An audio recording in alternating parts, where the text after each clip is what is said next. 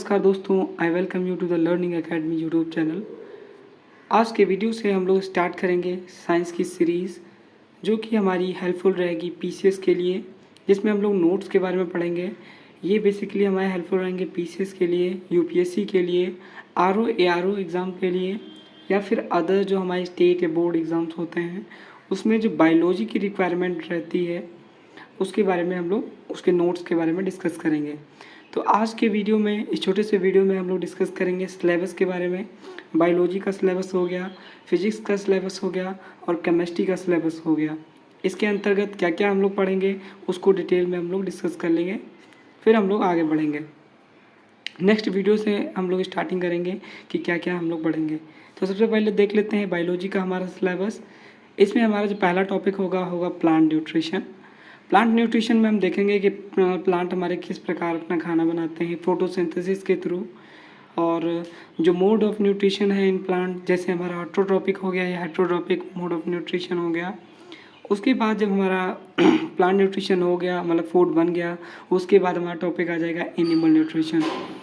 Animal nutrition में animals के nutrition के बारे में हम लोग पढ़ेंगे, फिर ह्यूमंस के न्यूट्रिशन के बारे में पढ़ेंगे।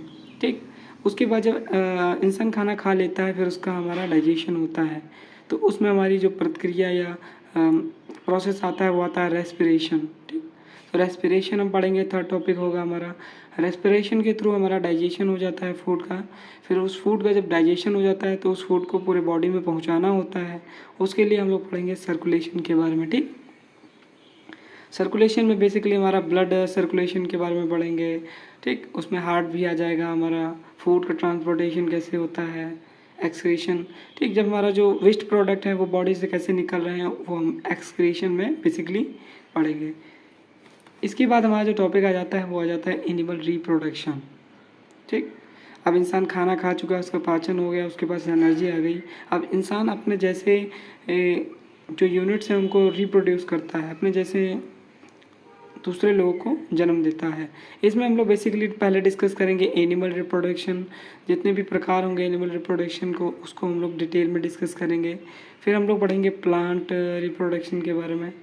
ठीक, प्लांट रिप्रोडक्शन, अब रिप्रोडक्शन जब होता है तो उसमें हमारी जो एक सेल का फॉर्मेशन होता है मेल स्पर्म से और फीमेल ओव्यूम से या एग से हमारा जाइगोट का फॉर्मेशन होता है, उसमें एक सेल का फॉर्मेशन होता है। तो जब सेल बनेगी तो उसमें हम लोग डिस्कस करेंगे सेल के अंदर ऑर्गेनेल्स होते हैं, हमारी जो प्राइमरी सेल थी। ठीक, तो सेल की स्टडी को साइटोलॉजी कहते हैं, तो साइटोलॉजी के बारे में अध्ययन करेंगे। फिर हिस्टोलॉजी के बारे में पढ़ेंगे। उसके बाद हमारा प्लांट टिश्यू होता है। टिश्यू का फॉर्मेशन बेसिकली सेल से होता है, और टिश्यू हमारी स्पेशलाइज्ड ग्रुप ऑफ सेल्स होती हैं जो किसी एक स्पेशलाइज्ड फंक्शन को करती हैं। तो प्लांट टिश्यू के बारे में डिटेल में पढ़ेंगे। इसके बाद हम लोग पढ़ेंगे इंडोक्राइन सिस्टम जो ह्यूमंस में होता है, फिर एक्सोक्राइन सिस्टम पढ़ेंगे। इसके बाद जो मोस्ट इम्पॉर्टेंट टॉपिक हमारा हो गया हेल्थ एंड डिसीजेस, उसके बारे में हम लोग डिटेल में डिस्कस करेंगे। ये मोस्ट प्रोमिनेंट है, आप जब बायोलॉजी पढ़ें तो इस टॉपिक को डिटेल में, इसके PYQs या फिर इसका कहीं से भी मटेरियल मिल जा रहा है तो उसको आप डिटेल में पढ़ें, क्योंकि one of the most significant है। बेसिकली ये हमारा PCS के ओरिएंटेड काफ़ी ज़्यादा इम्पॉर्टेंट है। इसके बाद हम लोग एनिमल किंगडम पढ़ लेंगे, फिर हमारा प्लांट किंगडम हो जाएगा, फिर हमारा जेनेटिक्स हो जाएगा। इतने टॉपिक बेसिकली हम लोग कवर करेंगे बायोलॉजी में। ठीक है, आई होप यू अंडरस्टैंड।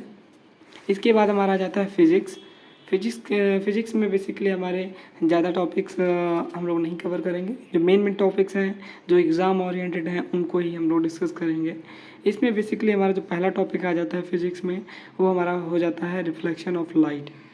ठीक, लाइट का रिफ्लेक्शन हो गया, उसके laws of reflection of light हो गए। ठीक, incident ray, reflected ray, mirror, ये सब चीज़ें हम लोग इसमें डिस्कस करेंगे। इसके बाद हमारा आ जाता है रिफ्रैक्शन ऑफ लाइट, मतलब बेंडिंग ऑफ द लाइट। इसके बाद हमारा ह्यूमन आ जाएगा जो मोस्ट इम्पॉर्टेंट है, of A defect of vision, जैसे हाइपरमेट्रोपिया, मायोपिया। ठीक, इस तरह के जो डिफेक्ट हैं विज़न के उसको पढ़ेंगे, और उससे रिलेटेड करेक्शन के बारे में पढ़ेंगे, डिस्पर्जन के बारे में पढ़ेंगे, स्कैटरिंग के बारे में पढ़ेंगे, पोलराइजेशन पढ़ेंगे, एंड डिफ्रैक्शन के बारे में डिटेल में डिस्कस करेंगे। जो हमारा रिफ्लेक्शन ऑफ लाइट है इसी में हम लोग लेंस, मिरर, इन सब चीज़ों के बारे में पढ़ेंगे। ठीक, फिर थ्योरीज ऑफ लाइट्स की जो अलग अलग थ्योरीज हैं उनके बारे में हम लोग डिटेल में डिस्कस करेंगे, एंड इलेक्ट्रोमैग्नेटिक वेव्स। इसके आगे हमारा फिजिक्स में ही एक पार्ट होता है मैकेनिक्स का। मैकेनिक्स को हम लोग डिटेल में डिस्कस करेंगे, जिसमें हम लोग पढ़ेंगे motion in a straight line. Straight line में मोशन कैसे हो रहा है, स्पीड क्या होता है, डिस्टेंस क्या होता है, डिस्प्लेसमेंट क्या होता है, इन सब फैक्टर्स को हम लोग डिटेल में डिस्कस करेंगे। इसके बाद हमारा आ जाएगा motion in a plane. Plane में मोशन कैसे होता है, लॉज ऑफ मोशन क्या है, सर्कुलर मोशन क्या है, इसके बारे में डिस्कस करेंगे। फिर लॉज ऑफ मोशन, इसके बाद हम लोग वर्क को डिस्कस करेंगे, पावर को डिस्कस करेंगे, फिर एनर्जी को डिस्कस करेंगे डिटेल में, ठीक। फिर हमारा ग्रेविटेशन को डिटेल में डिस्कस करेंगे, जानेंगे ग्रेविटी और ग्रेविटेशनल में क्या डिफरेंस है। फिर थर्मोडाइनमिक्स के जो फंडामेंटल्स हैं उनको समझेंगे, इससे रिलेटेड थ्योरीज के बारे में जानेंगे। और इसी के अंतर्गत जो हमारे मेन टॉपिक्स हैं, जैसे इलेक्ट्रिसिटी हो गया, उसको डिटेल में पढ़ेंगे, फार्मूला पढ़ेंगे, उससे रिलेटेड न्यूमेरिकल करेंगे, PYQs करेंगे। फिर मैग्नेटिज्म के बारे में डिटेल में डिस्कस करेंगे। फिर हम लोग साउंड के बारे में डिस्कस करेंगे। देन हमारा हीट हो गया, इसके बारे में डिस्कस करेंगे। फिर हमारा आ जाता है केमिस्ट्री। केमिस्ट्री भी हमारा one of the most important है PCS के लिए। इसको करंट से रिलेटेड करके भी हम लोग डिटेल में डिस्कस करेंगे। सबसे पहले हम लोग पढ़ेंगे स्ट्रक्चर ऑफ एटम। एटम का स्ट्रक्चर क्या होता है, उसके अंदर क्या क्या फंडामेंटल से फीचर्स होते हैं। फिर हम पढ़ेंगे रेडियो एक्टिविटी के बारे में। फिर न्यूक्लियर रिएक्शंस के बारे में पढ़ेंगे। फिर हमारा वही 11th-12th का जो टॉपिक है एसिड, बेसिस एंड सॉल्ट। फिर हम मेटल को डिस्कस करेंगे, जिसमें हम लोग पढ़ेंगे मेटल्स क्या होते हैं, नॉन मेटल्स क्या होते हैं, मेटलॉइड्स क्या होते हैं, ठीक। इनकी प्रॉपर्टीज़ के बारे में डिस्कस करेंगे, इनके बीच में डिफरेंसेस क्या हैं उनके बारे में डिस्कस करेंगे। इसके बाद जो हमारा टॉपिक आ जाता है compounds, mixture and alloys. Compound क्या होते हैं, मिक्सचर क्या होते हैं, डिफरेंस क्या होता है कंपाउंड में, मिक्सचर में, और अलॉय क्या होते हैं, उनको डिटेल में डिस्कस करेंगे। इसके बाद हमारा इम्पॉर्टेंट केमिकल कंपाउंड्स जैसे NaOH हो गया, ठीक, अलग अलग जैसे नाइट्रिक एसिड, ये सब चीज़ें के बारे में हम लोग डिटेल में डिस्कस करेंगे, नोट्स की फॉर्म में डिस्कस करेंगे। इसके बाद आ गया हमारा carbon and its compound. Carbon and its compound के बारे में डिटेल में डिस्कस करेंगे। फिर हम पढ़ेंगे पॉलीमर्स के बारे में, फाइबर्स के बारे में, प्लास्टिक, फ्यूल्स के बारे में, एंड एक्सप्लोजिव्स के बारे में। इसके बाद हमारा आ जाएगा रिडॉक्स रिएक्शन। रिडॉक्स रिएक्शन में हमारा ऑक्सीडेशन और रिडक्शन रिएक्शन साथ साथ में होती हैं, उसके बारे में डिस्कस करेंगे। इसके बाद हमारा chemistry in daily life, one of the most important topic है केमिस्ट्री का। इसमें हम लोग वाइटामिन्स के बारे में पढ़ेंगे, ड्रग्स के बारे में, ड्रग्स मतलब कि हमारी जो दवाइयाँ हैं उनके बारे में डिस्कस करेंगे। फिर केमिकल्स इन फूड, जो केमिकल्स इन फूड में उसके बारे में डिटेल में डिस्कस करेंगे, जिसकी वजह से हमें फूड पॉइजनिंग हो जाती है and sometimes it causes to the death of a person.